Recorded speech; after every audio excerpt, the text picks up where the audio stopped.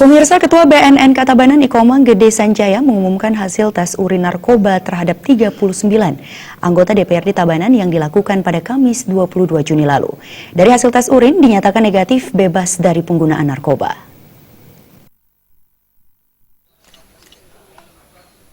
Ketua BNN Katabanan Ikomang Gede Sanjaya menyatakan mencegah penggunaan pemberantasan dan peredaran narkoba 39 anggota DPRD Tabanan menjalani tes urin dilaksanakan Kamis 22 Juni lalu.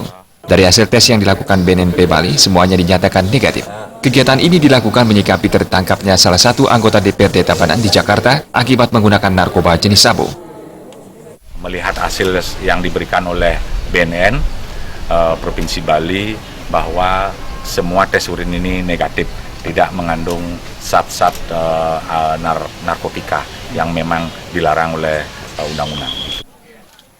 Kedepan tes ini tidak hanya menyasar anggota dewan, semua pejabat OPD di Kabupaten Lumbung Beras akan dilaksanakan tes urin. Kami selalu di BNK selalu koordinasi dengan BNN bahwa upaya-upaya ini selalu kami lakukan, bukan hanya kepada kawan-kawan di legislatif, itu yang pertama, tapi janji kami kepada kepala-kepala SKPD habis Lebaran kami akan mengadakan juga tes urin terhadap kepala-kepala OPD yang ada di Kabupaten Tabanan.